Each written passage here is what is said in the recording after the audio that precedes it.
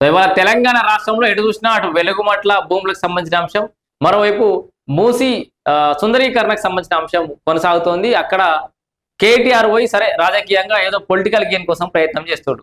అక్కడ వాళ్ళ సైడ్ న్యాయం లేదా అంటే అది వేరే విషయం. అక్కడ నిర్వాసితులు అక్కడ కూడా తయారయ్యారు, ఇక్కడ కూడా నిర్వాసితులు అవుతారు మొత్తానికి.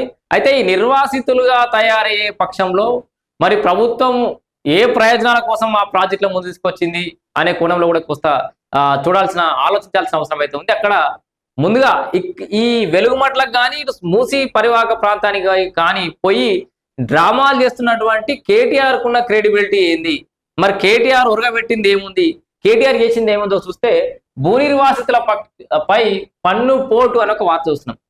ఏది మల్లన్న సాగర్ భూ నిర్వాసితులపై పన్ను పోటు. ఇది మరి మల్లన్న సాగర్ అంశం అయిపోయింది, ఇప్పుడు ట్రెండింగ్ ఇదే. అంటే ట్రెండింగ్ లో ఎవరు బాధపడితే వాళ్ళ గురించే బాధపడతారు సోషల్ మీడియాలో కూడా, అంతేనా? గతంలో బాధపడి ఇంకా బాధించబడుతున్నటువంటి బాధితుల గురించి మాట్లాడరా? ఇంకా అయిపోలే మల్లన్న సాగర్ భూ నిర్వాసితుల గోసలు ఇంకా తీరలే, ఇంకా కూడా సమస్యలతోటి కొట్టుమిట్లాడుతారు మల్లన్న సాగర్ భూ నిర్వాసితులంతా కూడా. వారికి సంబంధించి లేటెస్ట్ న్యూస్, మళ్ళీ ఇదేదో పాత న్యూస్ కాదు, ఈ రోజు వచ్చినటువంటి న్యూస్ ఇదిగో చూడొచ్చు మీరు. ఆదివారం 1 మార్చి భూ నిర్వాసితులపై పన్ను పోటు అనే ఒక వార్త. ఏంది మరి దీని కథ ఏంటంటే, మల్లన్న సాగర్ గురించి మీ అందరూ తెలుసు. మొత్తం కాళేశ్వరం ప్రాజెక్టులో భాగంగా అనేక ప్రాజెక్టులు నిర్మించిండు కేసీఆర్. దాంట్లో మల్లన్న సాగర్ ప్రాజెక్ట్ ఒకటి. మల్లన్న సాగర్ ప్రాజెక్టులో చాలా ఊర్లు నిండా మునిగిపోయినాయి, ఇండ్లు జాగలు భూము సర్వస్వం కోల్పోయి చాలా మంది రోడ్డున పడ్డారు. ఆ రోడ్డున పడ్డ వాళ్ళంతా ఎడబడ్డారు అంటే గజ్వెల్ల పడ్డారు.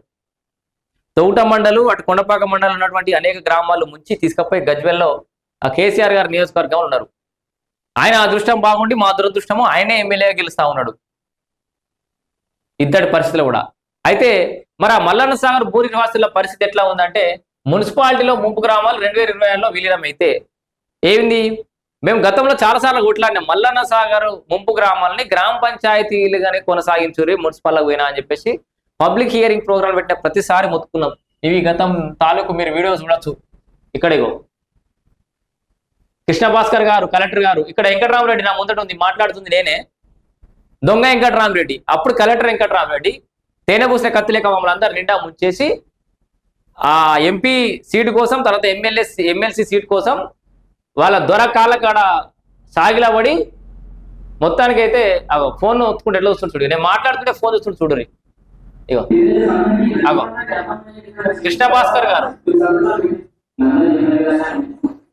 కృష్ణ భాస్కర్ గారు మంచి శ్రద్ధగా వింటుంటే వెంకటరామరెడ్డి ఫోన్ పట్టుకొని కూర్చున్నాడు.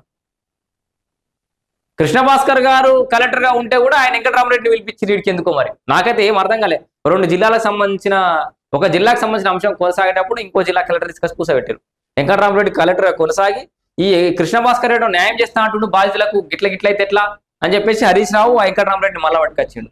కృష్ణ భాస్కర్ సిరిసిల్ల పంపించారు తర్వాత, అదంతా మళ్ళీ సబ్జెక్ట్ వేరే అవుతుంది.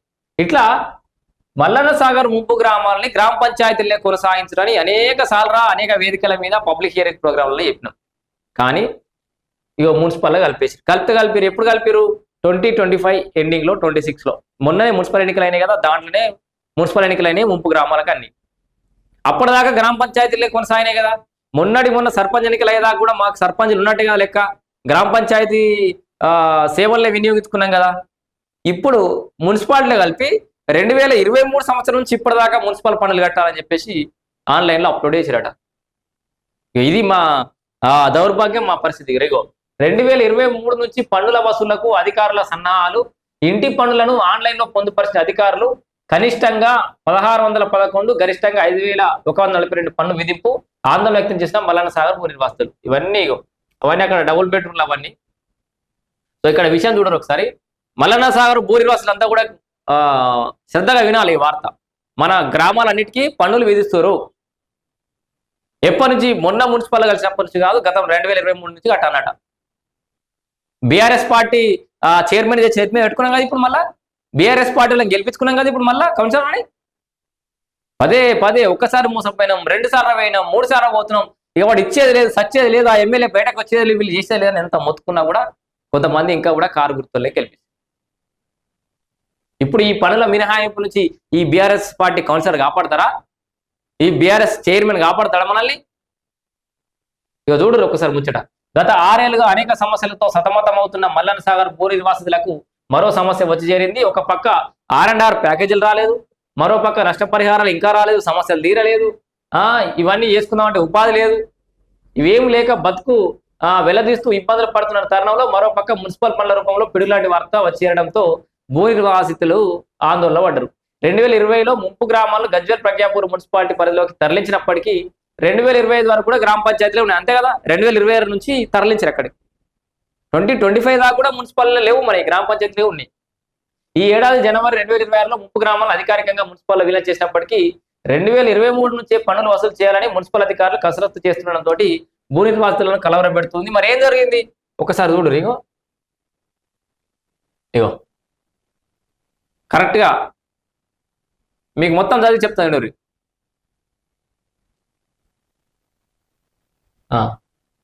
మల్లన్న సాగర్ ప్రాజెక్ట్ నిర్మాణంలో ముంపుకు గురైన ఏ ఊర్లు?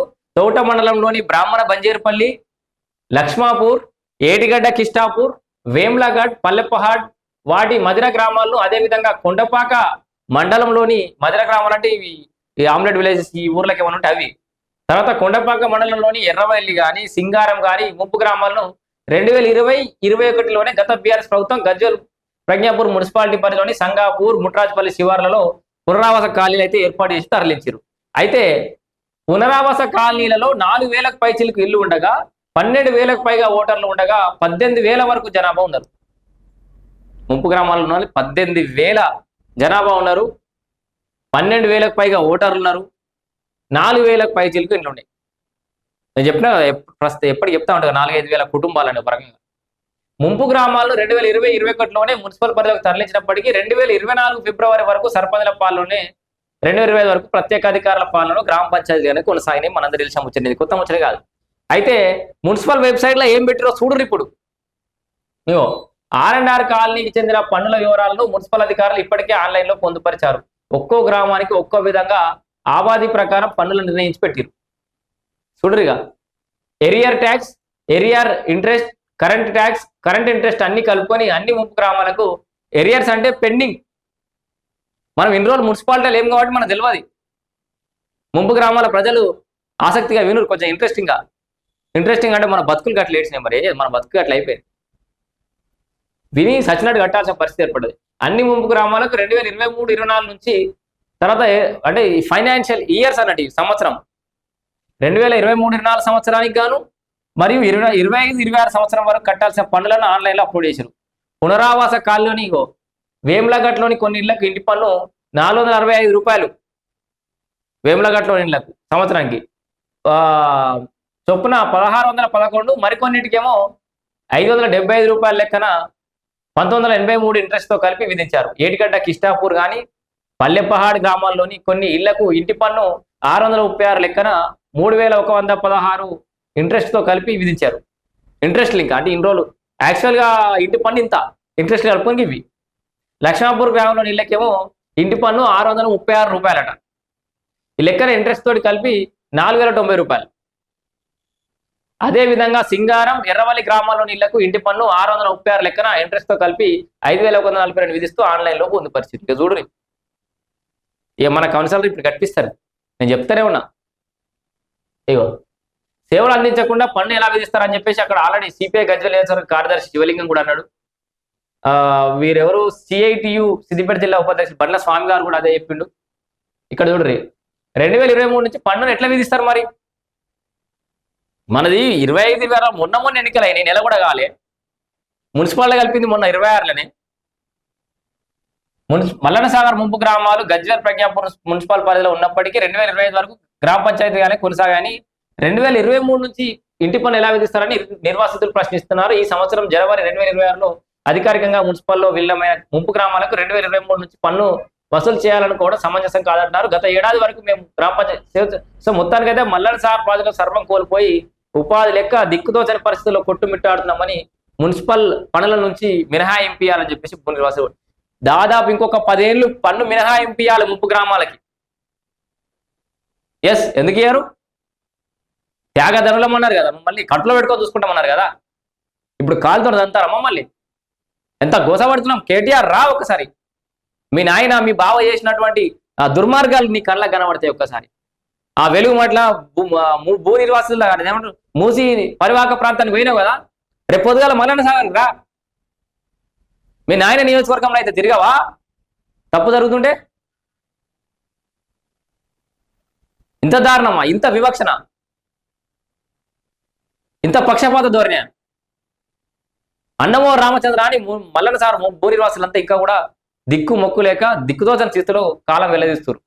ఆ అడ్డమైన ఆ డబుల్ బెడ్రూమ్లో ఏమో కట్టినాం టెంపరీ అని చెప్పి అల్లిన్నారు, ఇచ్చేదాకా ఇయ్యమని మాట గజ్వేల్లో ఇల్లు కోల్పోయిన వాళ్ళకు డబుల్ బెడ్రూమ్ కేటాయిస్తేవి, అలా మా వాళ్ళు ఉండ్రి, అలాగేళ్ళు వీళ్ళకి ఖాళీ చేయాలంటే వీళ్ళకి రావాలనే, వీళ్ళకి వచ్చాక వాళ్ళు ఖాళీ చేయరు, వాళ్ళు ఖాళీ చేశాక వీళ్ళు వచ్చే పరిస్థితి లేదు. ఎన్ని జాగాల నా నిర్వాసితులను తయారు చేసి వాళ్ళ గోసాన్ని పెడుతున్నావు కేసీఆర్. రాష్ట్రం మొత్తం విడిచిపెట్టు, గజ్వేల్ నియోజకవర్గానికి ఎమ్మెల్యే ఒక్కసారి బయటకు రా, ఆర్ఎన్ఆర్ కాలనీస్లో తిరిగి ఒక్కసారి. ఇక కేటీఆర్ హరీష్ రావు డ్రామాలు బంద్ చేసుకొని మూరి నిర్వాసితుల పక్షాన నిలబడరు. ఒక్కసారి జనాలు మీ పక్షాన్ని నిలబడరు కదా, గజ్వేల్ మున్సిపాలిటీ మీకే ఇచ్చారు కదా. మళ్ళా ఇది భూ నిర్వాసితులపై పన్ను పోటట. మరిగా చూడాలి, మరిగా మన బతుకులు ఇంకెన్ని రోజులు ఉంటాయో ఇట్లా.